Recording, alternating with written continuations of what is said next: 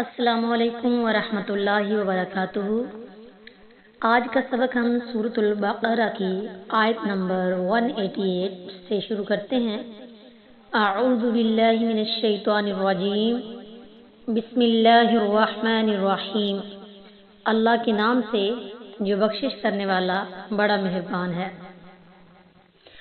ولا اور نہ تأکلوا کھاؤ اموالکم اپنے مال بینکم آپس میں بالباطلی ناحق وتدلوا اور نہ پہنچاؤ بہا اس سے الی الحکام حاکموں تک لتأکلوا تاکہ تم کھاؤ فریقاً کوئی حصہ من اموال الناس لوگوں کے مال سے بالاثم ساتھ گناہ کے وانتم اور تم تعلمون جانتے ہو،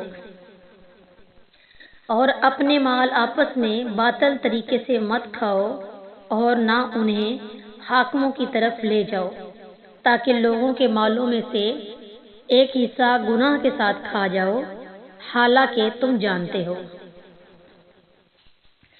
وَلَا تَأْكُلُوا أَمْوَالَكُمْ روزے کی حالت میں اللہ کے حکم سے آدمی 3 نہایت مرغوب اور حلال چیزیں ترک کر دیتا ہے۔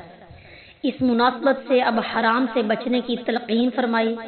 جو مال بھی ناجائز طریقے سے حاصل کیا جائے، خواہ اس میں مالک کی رضامندی بھی شامل ہو، وہ باطل یعنی ناحق طریقے سے کھانا ہے۔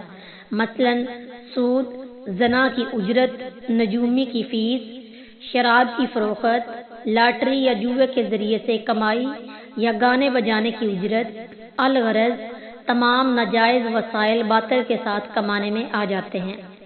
وتدلوا یہ باب افعال کے مصدر ادلاؤن سے جمع مذکر حاضر کا صیغہ ہے جو دلون سے بنا ہے، جس کا معنی ڈول ہے۔ ادلاؤن کا اصل معنی ڈول ڈالنا ہے، جیسا کہ سورہ یوسف میں ہے فضلا دلوا، تو اس نے اپنا ڈول ڈالا۔ پھر کوئی چیز کسی کی طرف لے جانے یا بھیجنے کے معنی میں بھی استعمال ہونے لگا۔ حکام کی طرف لے جانے کے 2 معنی ہیں اور دونوں یہاں مراد ہیں۔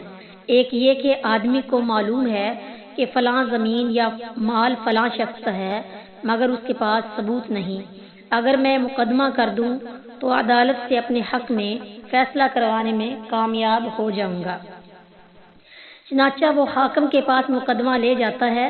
اللہ تعالیٰ نے ایسا کرنے سے منع فرمایا۔ وانتم تعلمون یعنی جانتے ہو ایسا کرنا تو نہایت برا ہے۔